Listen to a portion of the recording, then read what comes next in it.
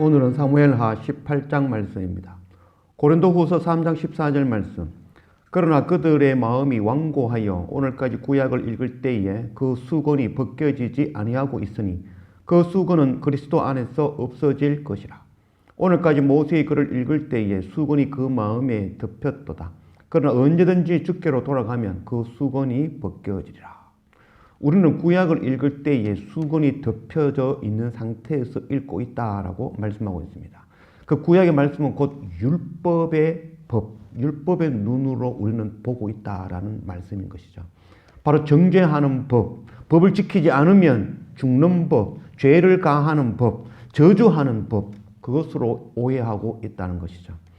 하나님의 율법의 법은 우리를 죄 가운데 거하고 있다는 것을 깨달아 가르치게 하는 것이 바로 율법의 법인 것이죠.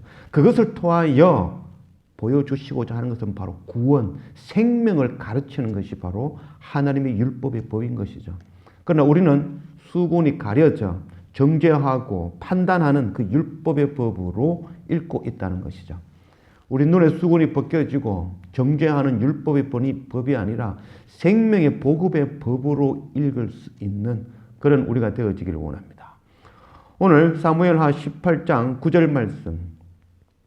압살롬이 다윗의 부하들과 마주치니 압살롬이 노새를 탔는데 그 노새가 큰 상수리 나무 번성한 가지 아래로 지날 때에 압살롬의 머리가 그 상수리 나무에 걸림에 그가 공중과 그 땅 사이에 달리고 그가 탔던 노새는 그 아래로 빠져나간지라. 한 사람이 보고 요압에게 알려 이르되 내가 보니 압살롬이 상수리 나무에 달렸더이다 하니 요압이 그 알린 사람에게 이르되 네가 보고 어찌하여 당장에 쳐서 땅에 떨어지지 아니하였느냐. 내가 네게 은 10개와 띠 하나를 주었으리라 하는지라. 그 사람이 요압에게 대답하되 내가 내 손에 은 1000개를 받는다 할지라도 나는 왕의 아들에게 손을 대지 아니하겠나이다. 우리가 들었거니와 왕이 당신과 아비새와 이때에게 명령하여 이르시기를 삼가 누구든지 젊은 압살롬을 해하지 말라 하셨나이다. 아무 일도 왕 앞에는 숨길 수 없나니 내가 만일 거역하여 그의 생명을 해하였더라면 당신도 나를 대적하였으리라 하니 요압이 이르되 나는 너와 같이 지체할 수 없다 하고 손에 작은 창 셋을 가지고 가서 상술나무 가운데에서 아직 살아있는 압살롬의 심장을 찌르니 요압의 무기를 든 청년 10명이 압살롬을 에워싸고 쳐 죽으니라. 압살롬이 아버지 다윗 왕을 대적하여 전쟁으로 나왔습니다. 아히도벨의 전략은 12,000명의 군사를 데려가서 내가 직접 다윗 왕을 제거하겠습니다 라는 전략이었지만 그것보다는 후세의 전략, 압살롬이 직접 군대를 이끌고 가서 다윗 왕을 치는 것, 그 후자를 선택하여 나아간 것이죠. 그러나 지금 이 압살롬은 군대 전쟁에 나아가면서 노새를 타고 나아갔다라고 말씀하고 있습니다. 이 노새를 타고 가는 것은 전쟁에 참여하는 자가 아니죠. 자기가 왕임을 나타내는 자의 모습이 바로 노새를 타고 가는 것이죠. 또한 전쟁에 나아가면서 그의 머리를 치렁치렁하게 나아갔다라는 그런 의미가 되어지죠. 상수리 나무에 자기 머리카락이 걸려 대롱대롱 매달렸다는 거죠.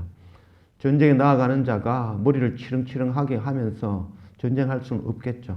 지금 압살롬은 전쟁에 나아갈 때 자기가 이미 왕임을 자기가 가장 자랑스럽고 아름답게 여기는 머리카락을 늘어뜨리며 전쟁에 참여한 것이죠. 사무엘하 14장 25절 말씀. 온 이스라엘 가운데에서 압살롬같이 아름다움으로 크게 칭찬받는 자가 없었으니 그는 발바닥부터 정수리까지 흠이 없음이라.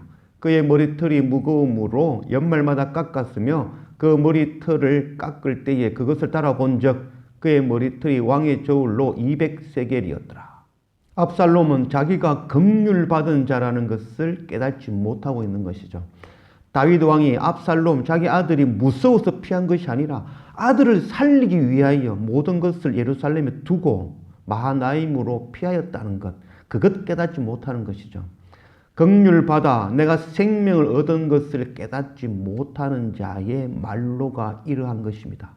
그 와중에도 전쟁 나가는 그 군사들에게 다윗 왕은 신신당부를 하죠. 이 젊은 압살롬을 너그러이 대우해달라. 젊은 압살롬이라는 의미는 잘 알지 못하고 분별하지 못하는 내 아들 정말 너그럽게 봐달라. 그리고 그를 살려달라라고 당부를 하는 모습. 바로 아버지의 모습이죠. 압살롬은 자기가 그 아버지 다윗 왕의 긍휼을 받아 생명을 얻었다는 것 깨닫지 못하고 있는 상황이죠. 바로 율법의 법으로 덮여진 수건으로 말씀을 읽고 있는 자라고 할 수 있겠습니다. 정죄하는 자. 내가 생명 받았다는 것, 내가 긍휼 받았다는 것 깨닫지 못하는 것이죠.